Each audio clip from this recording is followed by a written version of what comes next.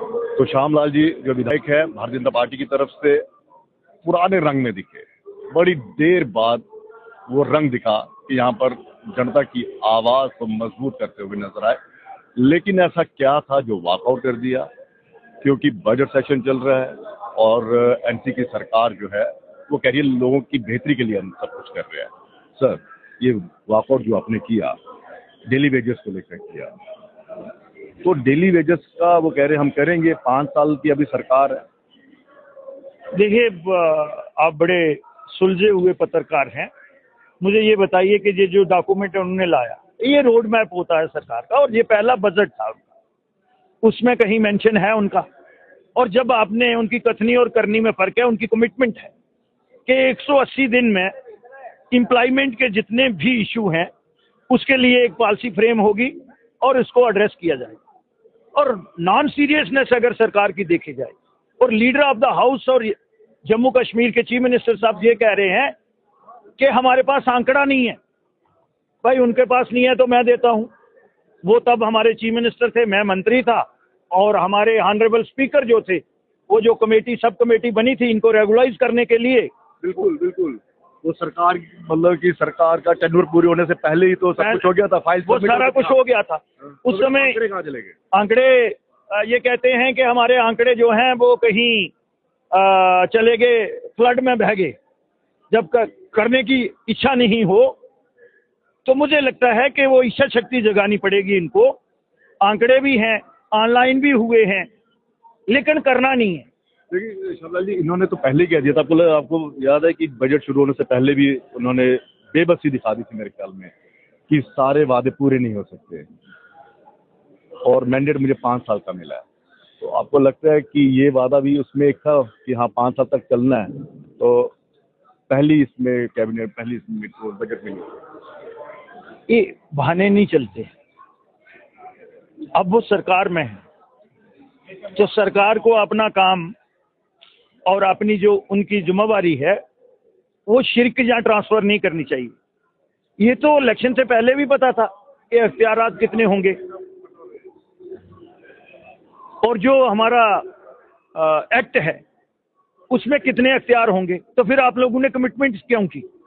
हम तो ये बात पूछ रहे हैं कि, और कल अगर वो प्रोटेस्ट कर रहे थे तो लीडर जहाँ गवर्नमेंट का फर्ज नहीं बनता कि उनको अंगेज रखे, उनके साथ बात करे? लाठियों से काम थोड़ा चलेगा। पर लाठी तो उन्होंने डीसी वगैरह सब एलजी के अंडर आ गए। अब ये कह रहे हैं कि जो ये क्या कहते हैं IAS ऑफिसर्स हैं, जो बड़े बड़े ऑफिसर्स हैं, वो तो हमारे इख्तियार में ही नहीं है। आप देख लें अख्तियार में है या नहीं। पुलिस हमारे हक में, वो उसमें नहीं, अख्तियार में नहीं है। तो इनडायरेक्टली वे में तो आप पर जा रहा है कि एलजी का प्रशासन है, उसी की तरफ से आया होगा लाठी का। नहीं, हम उनको अपनी रिस्पॉन्सिबिलिटी जो है उससे मुंह नहीं फेरने देंगे। हम कंस्ट्रक्टिव अपोजिशन करेंगे, और हमें पता है कि उनके दायरे इख्तियार में। चलो ठीक है, पुलिस उनके पास नहीं है, पुलिस का बजट भी जो उनके पास, बाकी तो सारे डिपार्टमेंट उन्हीं के पास है। PHE, irrigation, flood control, RNB, PDD, सारा उन्हीं के पास है ना। तो उसमें प्रोविजन रखें, उनको प्रोटेस्ट करने की जरूरत ही नहीं पड़े, और लॉ इन्फोर्समेंट एजेंसी को भी लाठीचार्ज नहीं करना पड़े। प्रोटेस्ट तो बेचारे पिछले 10 साल से हम देख रहे हैं वो कर रहे हैं, हालांकि बहुत टाइम से कर रहे हैं, लेकिन ज्यादा वो कर रहे हैं। फिर सवाल आ जाता है कि इस टेन्योर में 6 साल में एलजी साहब का था, तो तब क्यों नहीं पक्के हुए? तो ये है कि आपको लगता है कि जिम्मेदारी जो शिफ्टिंग, मतलब एक दूसरे पर शिफ्ट की जा रही है? मुझे लगता है लोगों की चुनी हुई सरकार का यही मकसद होता है। ब्यूरोक्रेट और टेक्नोक्रेट की इतनी बिलोंगिंगनेस एंड कमिटमेंट नहीं होती। लोगों की चुनी हुई सरकार लोगों के साथ वादे करके आती है, और फिर वादा खिलाफी से जम्मू कश्मीर में ट्रस्ट डेफिसिट क्यों हुआ, कश्मीर क्यों जो है वो डिस्टर्ब हुआ, ये लोग इशू बेस्ड पॉलिटिक्स करते हैं। अब वो जमाना नहीं रहा। मीडिया भी बड़ा सचेत है, लोग भी बड़े सचेत है, वोटर भी बड़ा सचेत है। हम इतनी ही कमिटमेंट करें जितनी हम, जो हमारी डोमेन है, और फिर उसको पूरी करें। सर, आप खुद मंत्री रहे हैं, सरकार भी आपने देखी है, ये वाली सरकार भी आप उनकी देख रहे हो। अगर बजट में इसका जिक्र ना किया हो पहले इसमें, तो ऐसा कोई रूल है कि इस पर चर्चा होगी, कोई बिल लाया जाएगा तो हाँ जी लगा दिया, ठप्पा हो गया पक्के? देखिए, लेजिस्लेचर का, विधायिका का मतलब ही यही है कि लेजिस्लेशन देना।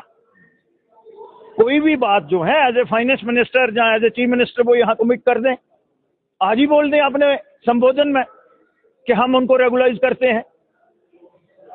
कोई मुश्किल काम ही नहीं है, बट करना ही नहीं है। Politics for the sake of politics करनी है और सारी बातें जो है वो ट्रांसफर एलजी पे करनी है। तो भाई आप लोग सारे प्रोटोकॉल एंजॉय कर रहे हो और अपनी जिम्मेवारी से जो है वो बचने की कोशिश कर रहे हैं। एलजी साहब भी तो कह रहे हैं कि जम्मू कश्मीर में इतने ज्यादा गवर्नमेंट एम्प्लॉय हो गए हैं कि यूपी बिहार से ज्यादा है।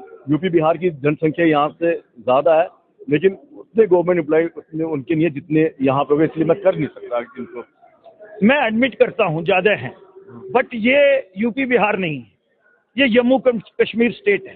हिली टेरेन है, क्लाइमेट कंडीशन है, स्कैटर्ड है, ये कच्ची आबादी वाले नहीं है। यहाँ एक स्कीम अगर आदमी ने आपको एक घर में भी को भी पानी देना है, नल से जल देना है, तो हो सकता है उसमें 20 लाख रुपया खर्च आए और उसके लिए चलाने के लिए 2 आदमी रखने पड़े। तो कहीं ना कहीं हिली टेरेन स्टेट के लिए गाइडलाइन अलग होती है। तभी हमने उस समय मैंने जस्टिफाई किया था कि मिनिमम 20 लोग 10 लोग एक स्कीम पे चाहिए। इस समय 8,000 स्कीम है, 80,000 लोग चाहिए, तो ये तो लोग ही सारे 38,000 हैं। अब कम हो गए होंगे। गलती ये रही है कि उस समय के मंत्री, टेक्नोक्रेट और जो इंजीनियर थे, उन्होंने मैन पावर का कंपोनेंट नहीं रखा हुआ था। ठीक है ना, कितना ठीक है, काट ले ली। तो एलजी साहब ने भी अपना पल्ला झाड़ लिया। तो ये भाषण देखिए, ये बयान देखिए। एलजी साहब आज हैं, कल कहीं दूसरी स्टेट में होंगे, तो हम तो यहाँ के इनके किथ एंड किन हैं। आपको लगता है कि आपकी सरकार होती तो पहले ही इसमें सेशन में कर देते, आप थप्पा लगा देते? मुझे लगता हम करते, जनता नहीं। बिल्कुल करते। अच्छा, चलिए।